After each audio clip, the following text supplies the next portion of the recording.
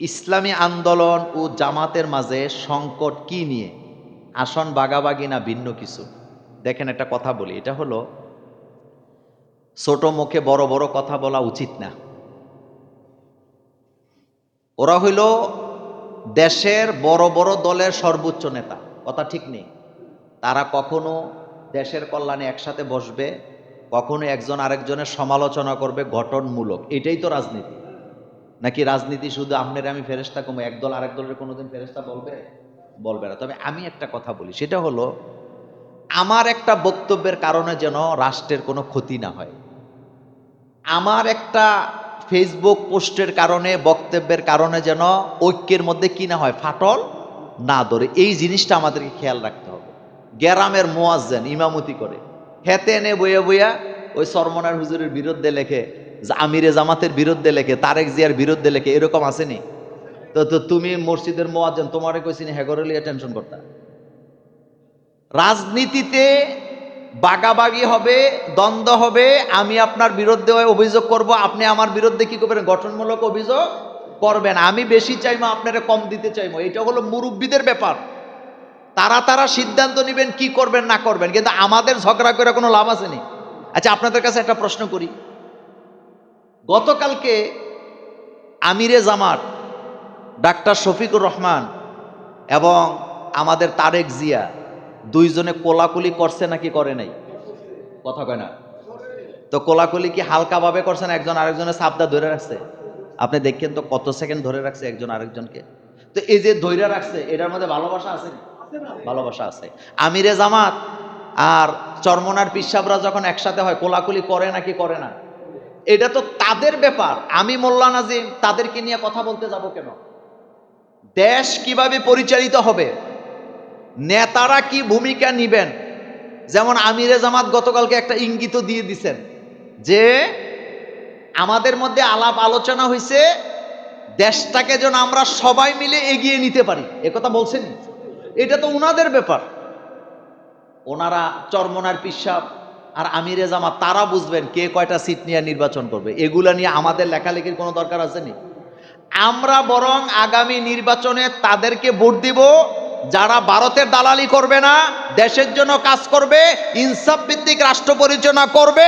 আমরা তাদের বাক্সে ভোট দিতে চাই,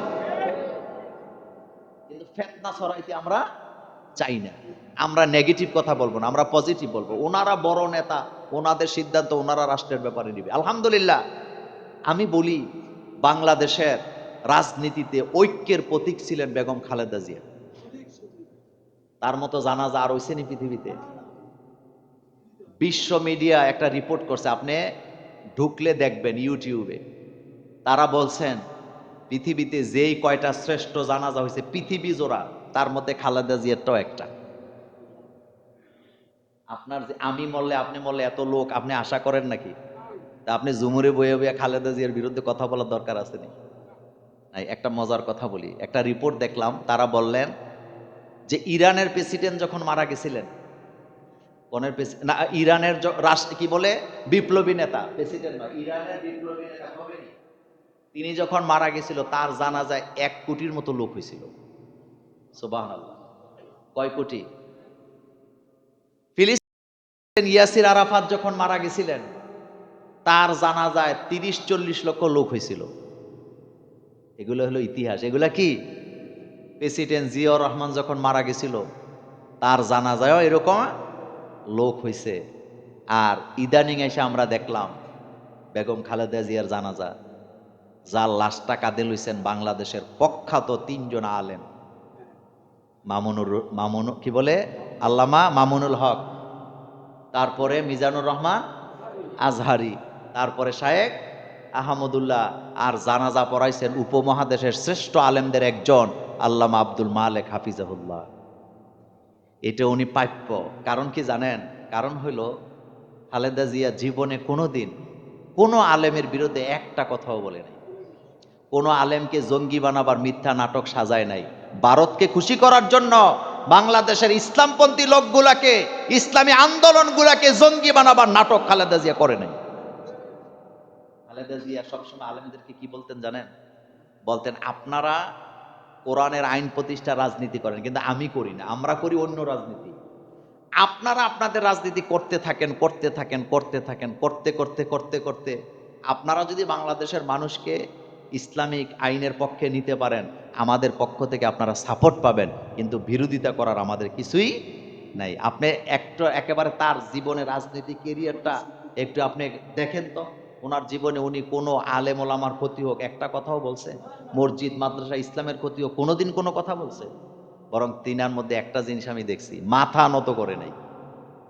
তিনি একমাত্র নেত্রী, তিনি বলেছিলেন এই দেশ আমার, মাটি আমার, মানুষ আমার, মল্ল এখানে, বাঁচলো এখানে, এই জন্য তার কবর এই দেশে হয়েছে। কথা সত্য নেই? এবার আপনি যতভাবে যেভাবে ফতুয়া দেন, আমি কারোর খোঁচা দিয়ে কথা বলি না, আমার অভ্যাসে নাই, কিন্তু যেভাবে ফতুয়া দেন, এই রকমের আরেকটা নেত্রী কিন্তু আছে, মরুক, আপনি দেখেন কি হয়। এখন মারা গেলে তো বাংলাদেশে আনাই কঠিন হয়ে যাবে। সুতরাং আপনি মানুষকে শত্রু বানায়েন না, আপন বানাবেন, ভালোবাসা দিবেন, এটাই যেন আমাদের কাজ হয়। আমরা কারো বিরুদ্ধে সমালোচনা করব না। একটা প্রশ্ন আসছে, রফিকুল আফসারের গাড়িতে হামলা হলো কেন, কারা করছে? আসলে এটা ভুল বুঝাবুঝি হয়েছে, এটা ভুল বুঝাবুঝি হয়েছে। আমি মনে করি দুই পক্ষই শান্ত হওয়া দরকার। বেগম খালেদা জিয়া তিনি দুনিয়া থেকে চলে গেছেন, কার কাছে চলে গেছে? আমরা দোয়া করি আল্লাহ যেন ওনাকে জান্নাতে উঁচু মাকাম দান করেন। কোনো মানুষের মৃত্যু নিয়ে নেগেটিভ কথাবার্তা বললেন না। অনেকে বলতেছে দেখি যে উনি কবে মারা গেছে, তো কবে মারা গেছে, যেদিন মরছে এদিনই তো কইছে। মানুষ মারা গেলে না বলার কি আছে? এগুলো আপনারা বলতেছেন। একটা মানুষ মারা গেলে কেন বলবে না? অবশ্যই বলবে। গতকালকে আল্লামা ফজলুল করিম সাহেব মারা গেছে, সাথে সাথে বলা হয়েছে না? বলা হয়েছে। সুতরাং ফেতনা ছড়ানোর দরকার নেই। আরেকটা হলো, আপনি যদি ধারণা করে বলেন যে উনি অনেক আগে মারা গেছে, যদি কথাটা মিথ্যা হয় আপনার গুনাহ হইব না? 100% গুনাহ। আর সত্য হইলে আপনার কোনো সওয়াব হওয়ার কিছু নেই। মনে করেন খালেদা জিয়া আগে মারা গেছে, তা আপনি এটা প্রচার করলেন যে উনি অনেক আগে মারা গেছে, তো এটা কইলে আপনার সওয়াব হইব না? আর উনি ওই দিনই মারা গেছে, এটা নিয়ে আপনার কথা বলার কি হলো? নাম্বার 2 হলো, রফিকুল্লাহ আফসারী সাহেব বিএনপির শত্রু না, উনি বিএনপির লোকদেরকে ভালোবাসে। বেগম খালেদা জিয়ার অনেক ভালোবাসে উনি। উনি অসংখ্য দোয়া করছে মাহফিলে মাহফিলে। খালেদা জিয়া যখন অসুস্থ, এই রফিকুল্লাহ আফসারী অসংখ্য মাহফিলে খালেদা জিয়ার রোগ মুক্তি কামনায় দোয়া করছেন। তিনি শুধু একটা লাইভে এসে বলছে যে আমার ছেলেকে আমি বলবো আমি যখন মারা যাব আমার লাশটা দুনিয়াতে বেশি দিন রাখবা না, সাথে সাথে মাটি দিয়ে দিবা। তো এটা তো সুন্নত।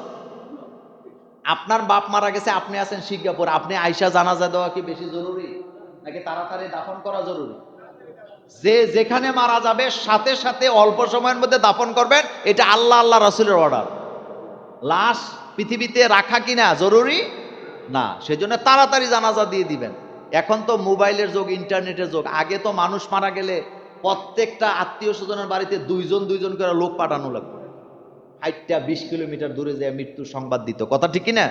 এখন তো একটা ফোন করে দেন চলে আসে, সেজন্য লাশ রাখা দরকার না। আরেকটা হলো, রফিকুল আফসারীকে ভুল বুঝার কিছুই নাই।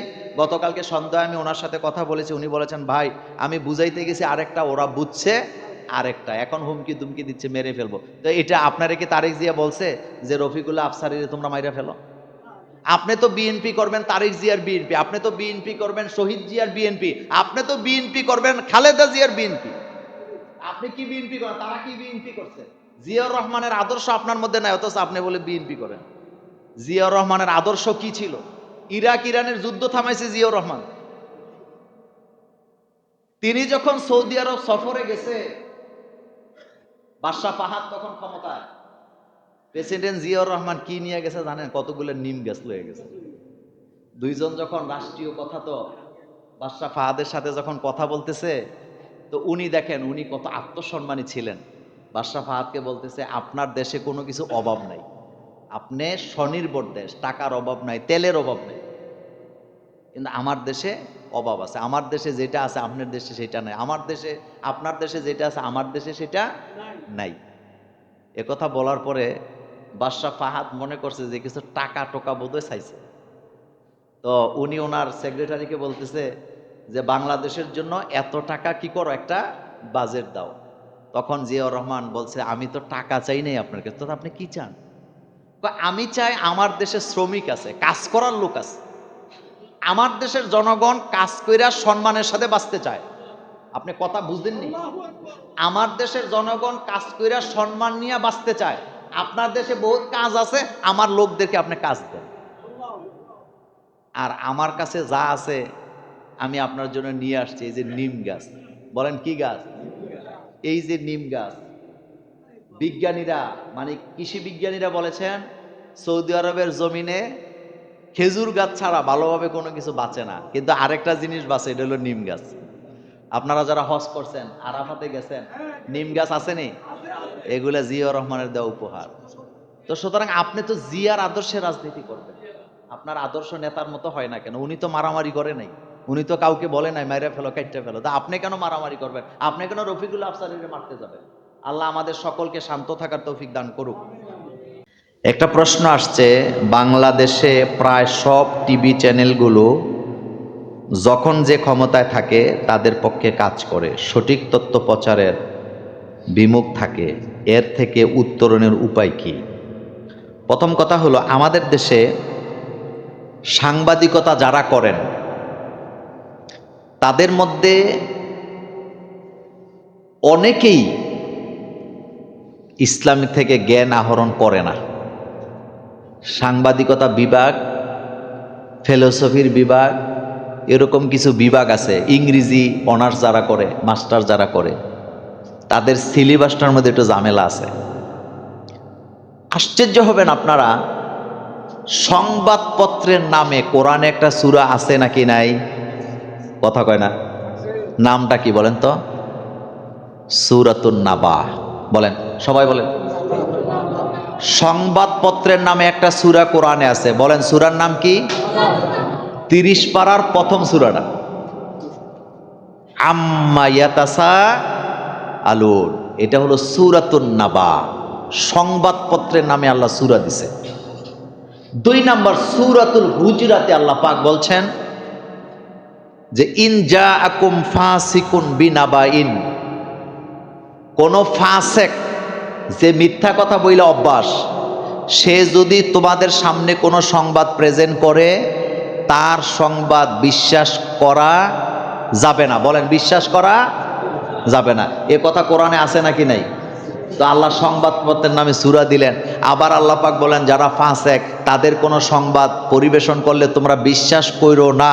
তার মানে আপনি বলেন কোরআনুল কারিমে সাংবাদিকতা পেশাটা কেমন হবে, কি ধরনের সংবাদ তারা প্রেজেন্ট করবেন, এ কথা কোরআন হাদিসে আছে নাকি নাই? আছে। এই জিনিসগুলো তাদেরকে পড়ানো দরকার। নাম্বার 2 হচ্ছে, সাংবাদিক মানে হলো জাতির বিবেক। বলেন, জাতির কি? জাতির বিবেক, জাতির আয়না, জাতির দর্পণ হইল সাংবাদিকেরা। তাদের দায়িত্ব হলো সমাজে যেই মানুষগুলা নিপীড়িত তাদের কল্যাণে নিউজ করবে, তথ্য সংগ্রহ করবে, যেটা সত্য সেটা তারা প্রচার করবেন। কথা কি বুঝতেছেন? মানুষ কোথাও কষ্ট পাচ্ছে, একটা ব্রিজ নেই, তারা ওইটা সংবাদ করবে। মানুষের একটা রাস্তা দরকার, এলাকার 3 লক্ষ মানুষ রাস্তা নাই তাদের, এটা তারা তুলে ধরবে যে এই রাস্তাটা জনগণের জন্য কল্যাণকর। কিন্তু ম্যাক্সিমাম ক্ষেত্রে দেখা যায় ওই মানুষ কোন জায়গায় বিপদে আছে এই নিউজ না কইরা কোন লোকের কোন কুত্তা কোন বিড়ালের কি নাম, আজকে কি দিয়া ভাত খাইছে, এগুলা নিউজ করে। কথা সত্য নেই? এগুলা ছাড়তে হবে। এই জন্য তাদেরকে তালিম তরবিয়ত দেওয়া দরকার, সাংবাদিকতা কিভাবে করতে হয়। সাংবাদিকতা মানে টাকার কাছে বিক্রি হওয়া না। সাংবাদিকতা মানে জাতিকে উস্কে দেওয়া না, মিথ্যা কথা প্রচার করা নয়, বরং প্রত্যেকটা মিথ্যা প্রচারের জন্য আল্লাহর আদালতে তাদেরকে জবাবদিহিতা করতে হবে, তারা বাঁচতে পারবে না। এই জন্য যারা ক্ষমতায় থাকে তাদের প্রচারটা একটু বেশি করে, কারণ আমাদের দেশে করতে তারা বাধ্য, না করলে টিভি চ্যানেল কি হয়ে যায়। আর আমাদের দেশে যারা ক্ষমতায় থাকে তারা তাদের প্রশংসা শুনতে পছন্দ করে। এখন যারা আছে তারা বোধহয় করে না, নাকি ভবিষ্যতে যারা আসবে তারাও পছন্দ করবে। এটাই সিস্টেম।